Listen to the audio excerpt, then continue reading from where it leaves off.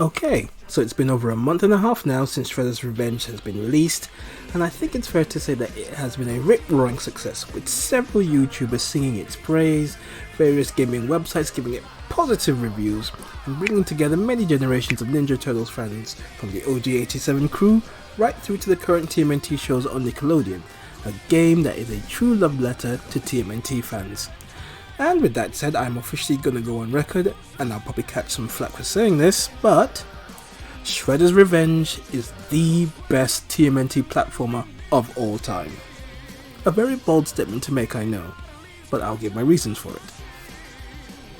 Not since Turtles in Time on the Super Nintendo and the arcade have we had a platformer that captures the essence of the Turtles franchise and displays it in all its glory within a video game. Turtles in Time was a big success for the TMNT franchise when it was released back in 1992. Millions of coins were lost trying to complete the arcade game, and many hours were lost by young kids such as myself completing it on the SNES at home. Looking at the style, it was clearly taking its cues from the 87 series, which was at that point in time a staple of kids' TV. Given the technology of the time, this was as good as it was going to get, and for the times, it was just simply mind-blowing. Now fast forward to 2022, and Shredder's Revenge is clearly taking its cues not just from the 87 show, but from past TMNT platformers, and incorporating it all into this game. Now couple that with the powerful gaming technology available today, the great artwork, and the fantastic touch of bringing the original TMNT voice actors right into the fold, and not to mention the online multiplayer mode, you have quite frankly the best possible video game of the Ninja Turtles that you could ever have. It's an opinion, but when you compare it to games of the past, it's hard not to make a case for Shredder's Revenge being the #1 Ninja Turtles game.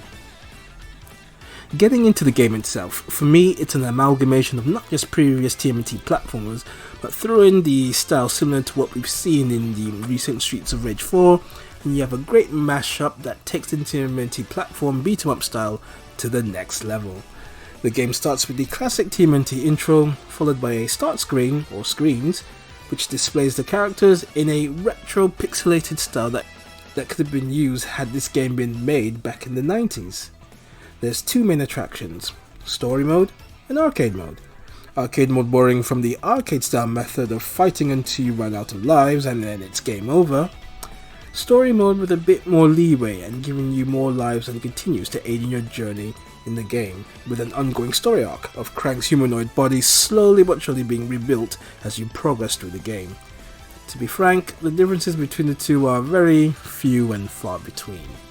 Now the actual gameplay itself, it's taken right out of the Turtles in Time playbook in terms of how it plays as a platformer, but with some massive upgrades. 1 or 2 players feel standard, but it's when it becomes multiplayer that you really begin to feel the difference. You can play up to 6 players at once on screen, and it can only be described as complete and utter chaos. Having 6 players on the screen at once, it becomes very hard to keep track of what your character is doing as you're trying to fight the foot soldiers coming your way, and then other players are just getting in your way and taking away your combos and points, especially when it's online. But that, oddly enough to me, is part of all the fun. Just playing this side-scrolling platformer with others and you're all working towards the same goal of clocking the game. The added element of players reviving each other with their pizzas is also a very nice touch, and it enhances the team player aspect of the game. Before you start game mode, there is a quick tutorial which shows all of the basic movesets of the characters, and it is a very extensive list of moves when compared to previous games.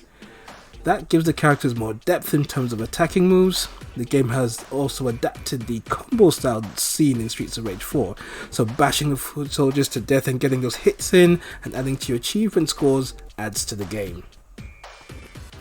I did mention that the voice actor cast of TMNT 87 returned in this game, and it really gives it that great touch, and it feels like you're playing an episode of the cartoon with their dulcet tones plastered all over the game.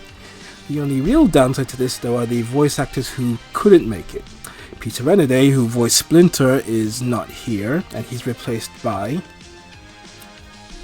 Renee Jacobs, who voiced April, also fails to make it into the game, which is very disappointing considering that she embodied the character in the cartoon, and having her here would have been a very great addition. As far as Krang and Shredder go, well, obviously the late great James Avery isn't here, and that would have been an absolutely fabulous addition. Pat Fraley, who voiced Krang, isn't here either. He's replaced by a different actor. So these are my personal gripes, but at least Bebop and Rocksteady make it here, considering that they were voiced by Cam Clark and Barry Gordon, who voiced Leo and Donnie respectively. There is a total of 16 levels, and a straight playthrough can last up to 3 hours, which by today's standards of long-term gameplay is relatively short. Personally, it can get a bit tiring and repetitive, so it's a good thing to pace yourself and play maybe 3-4 levels at a time. It is a stark contrast to Turtles in Time, or Hyperstone Heist, which you could just complete in around 40 minutes or so. The levels in the game are drawn and they're rendered beautifully, and they give the game some character, and as I've already stated, it's like playing an episode of the 87 show. So far, some of my favourite levels include Mutants over Broadway, Mall Meltdown, Panic in the Sky. Another great feature is the background music. It gives it this great ambiance and takes you back to that place in time when you were a kid in the 90s. You have very well renowned artists with their music splashed all over the game. It really makes it feel like a big time deal. As is the case with all platformers, there is an end level boss. Bebop and Rocksteady, who are the staples for boss battles in TMNT games, appear both solo and as a team, very much like the TMNT arcade game. You have some newbies like Tempestra and Chrome Dome, and then you have returning enemies like Leatherhead, the Rat King, and Metalhead. They all seem to have the same style of getting a few hits in before they hit you, and they move in certain patterns. As a solo player, it can be quite frustrating and tedious, especially in the 2-on-1 encounters, so you really need to up your game in those situations. For me, it's between the Rat King and Super Shredder, who are my least favourite bosses to take on. As far as the good guys go, yes, we all know about the Turtles, but in this game, April has gone from a damsel in distress to a legit ass kicker, and is an absolutely fun new take on her character, as opposed to her always being the damsel in distress and needing to be rescued. Then you have Master Splinter. I personally find him a little bit slow and not the best range, but not a bad character by any means, and an excellent addition to the crew. But wait, there's still more. Completing the game in story mode releases Casey Jones as a playable character, and he has a nice array of moves within his arsenal, but not much else, so a bit anticlimactic. Now, Shredder's Revenge is an excellent game, and it has universally been praised by fans and gaming media alike. This game's real strength lies in multiplayer option, whether it's online or in person with your friends. Playing solo can be fun, but it also has its limitations. Just the way the game is designed, it was meant for more than one player, and so it is so much fun in co-op mode. I personally tend to log into the online multiplayers and join a lobby with other gamers online, because that for me is a lot more fun than just simply going solo. If the developers were to make any developments to the game, some of my suggestions would be to add a whole new host of levels with new bosses, something along the lines of the Super Mario Bros. Lost levels on the SNES, just to give the game another dimension with a host of new challenges to beat and achievements to collect. And maybe include some full-on animated cutscenes to make it feel like you're playing a real episode of the show.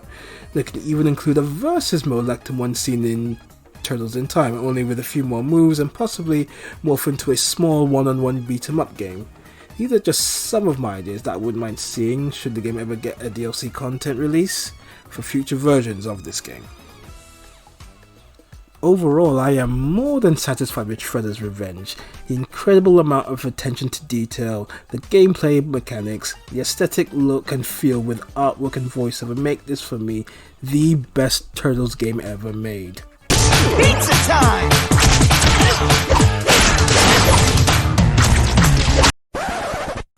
No, no, no, no. Utter abomination. Yuck. Now, just a little side note, Shredder's Revenge isn't the only dose of turtle power hitting up consoles in 2022. The Cowabunga collection was first announced back on March 9th, 2022 as part of the PlayStation's State of Play event. It is essentially a collection of some of the greatest TMNT games ever made over the last 30 plus years. Recent footage also shows that there will be a limited special edition of the game that comes in the disc format, along with a host of goodies like a poster, a set of tournament fighter cards, and a 180-page art book. The game now has an official release of August 30th, 2022, and this will be a future video to look at here on Smugface. Final word on Shredder's Revenge. It is a brilliant platform game that brings back that great nostalgia for old school gamers like myself who grew up on the TMNT franchise during its heyday back in the 90s, a newer generation that have been watching for the past decade or so in the modern world of gaming today. As I've stated before, the game is at its best when playing with others online or in person. With the game's resounding success and Cowabunga collection on the horizon, 2022 is shaping up to be the year for the Teenage Mutant Ninja Turtles, adding yet another chapter in this franchise's great history.